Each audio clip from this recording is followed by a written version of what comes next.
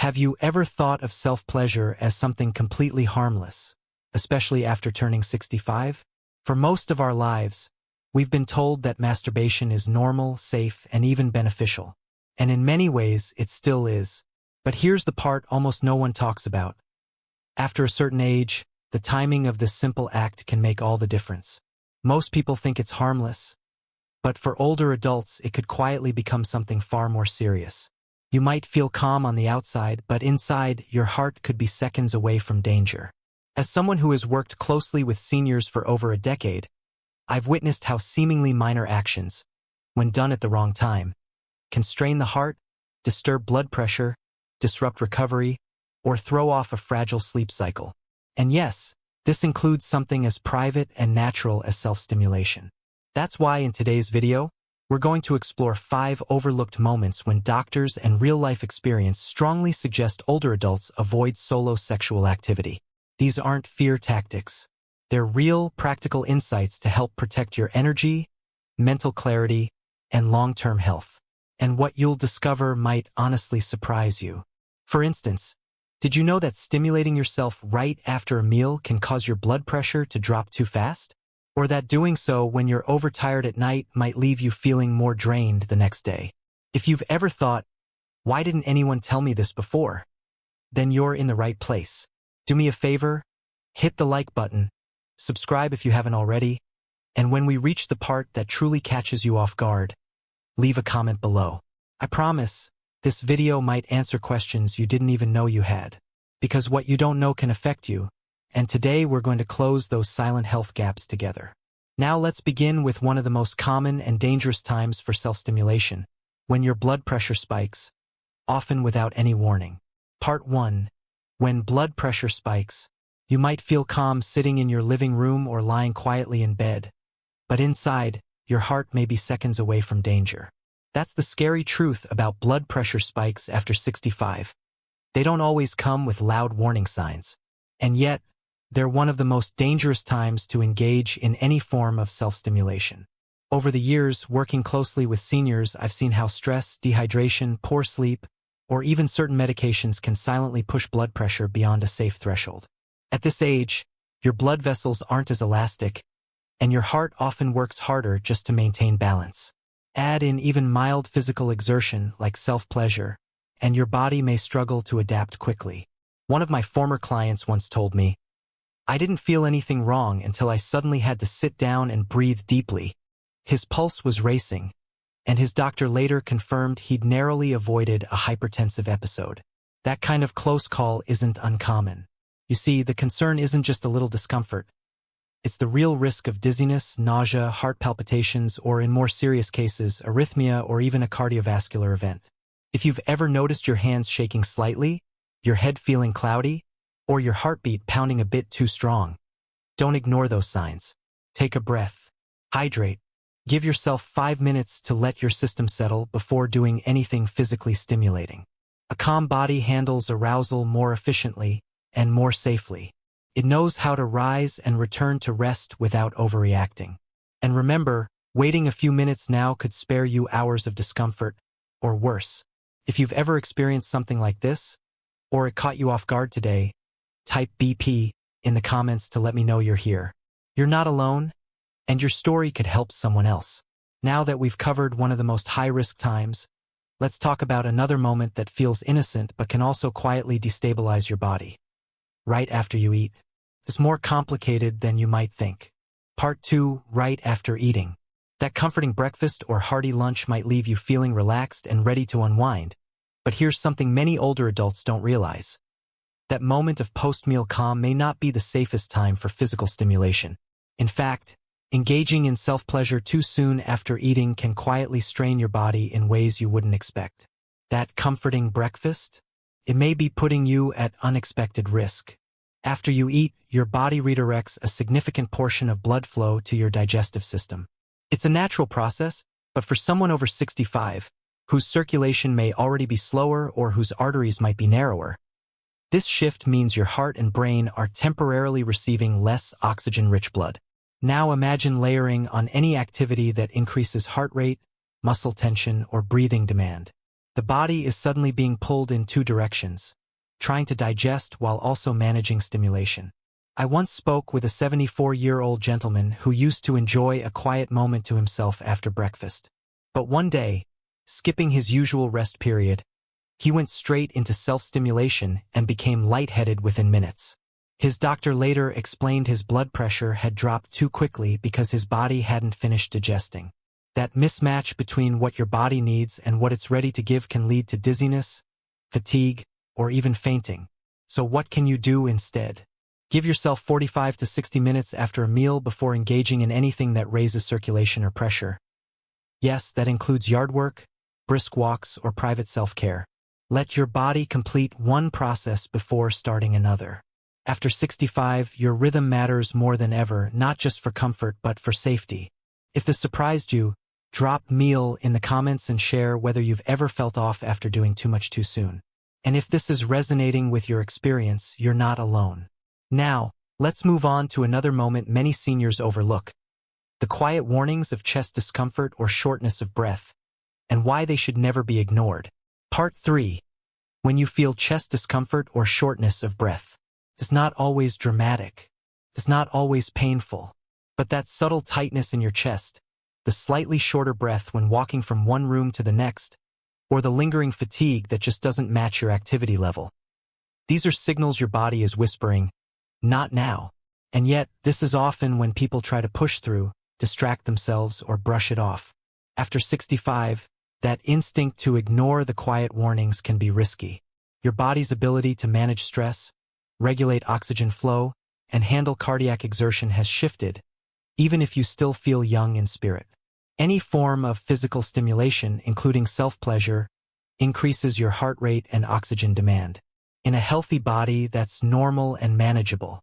But if your arteries are narrowed or your heart isn't pumping at full capacity, that extra demand can overwhelm your system quickly. I recall a patient in his early 80s who had a history of mild heart issues.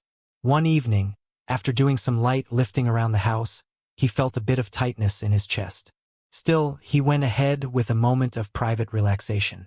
Halfway through, he became flushed and disoriented. His blood pressure had dropped, but his heart rate surged. His cardiologist later told him that even mild chest discomfort should never be treated as something minor. It's your body's early warning system, not an overreaction.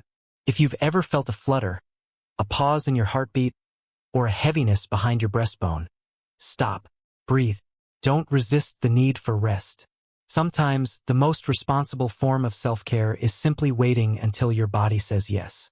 And if any part of this feels familiar, share your story with chest in the comments, because your experience could help someone else pay closer attention.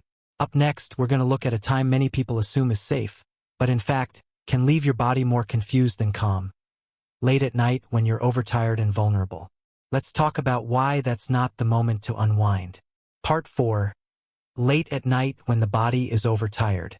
At night, your body whispers for peace, but we often ignore it.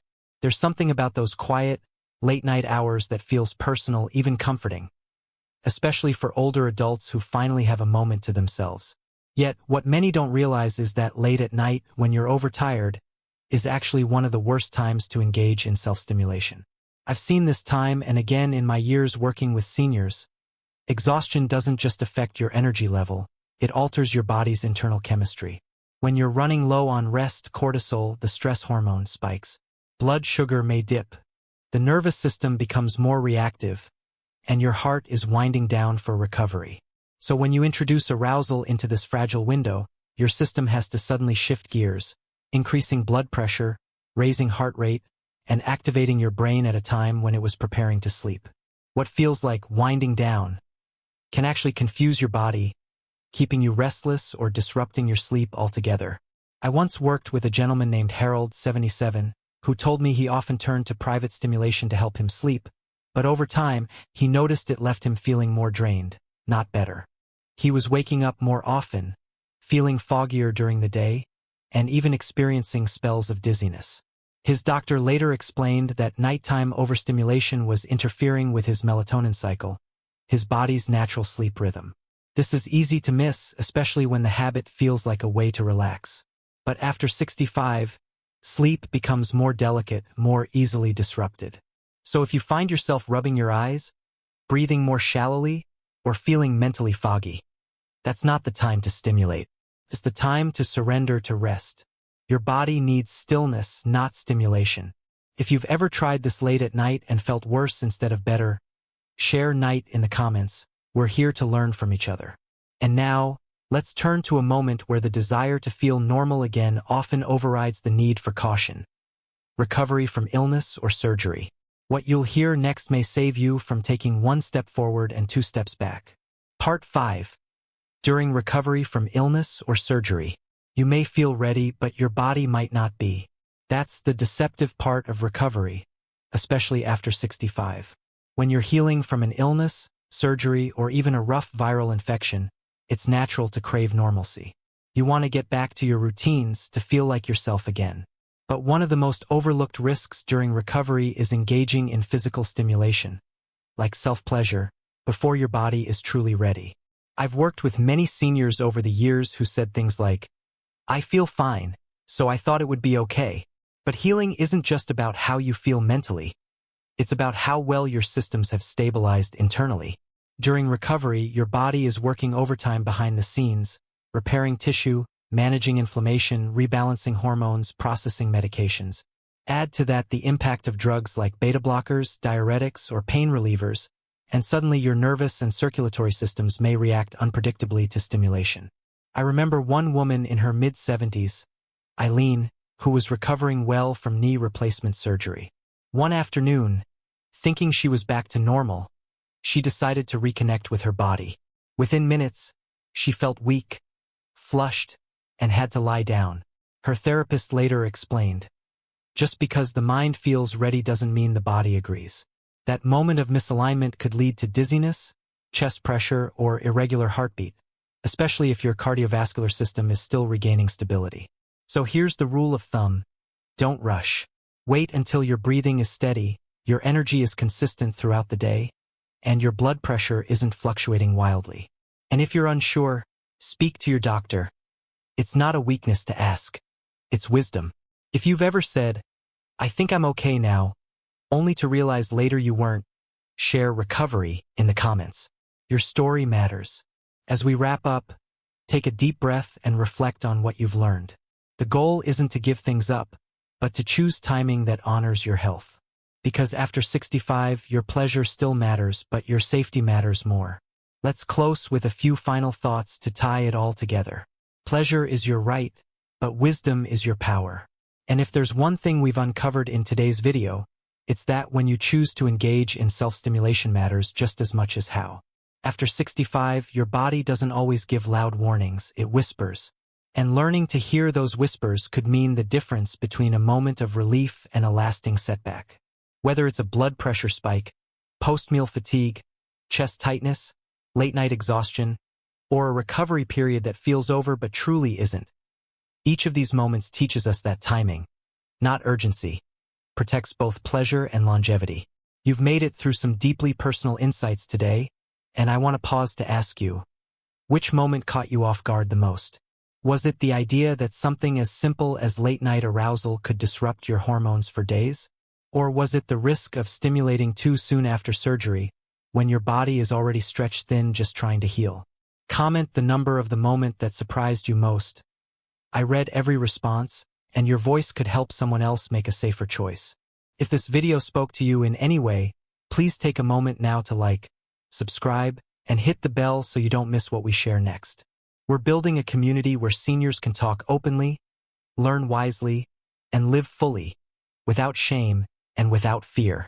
What you don't know can affect your health, but once you know better, you do better. Aging isn't about giving things up. It's about doing them smarter, with more care, more self-respect, and more joy. If this message resonated with you today, share it with someone who might need to hear it. Because conversations like these don't just educate, they protect. And the more we talk, the stronger we all grow. Until next time, thank you for watching, and take good care of yourself. You've earned it.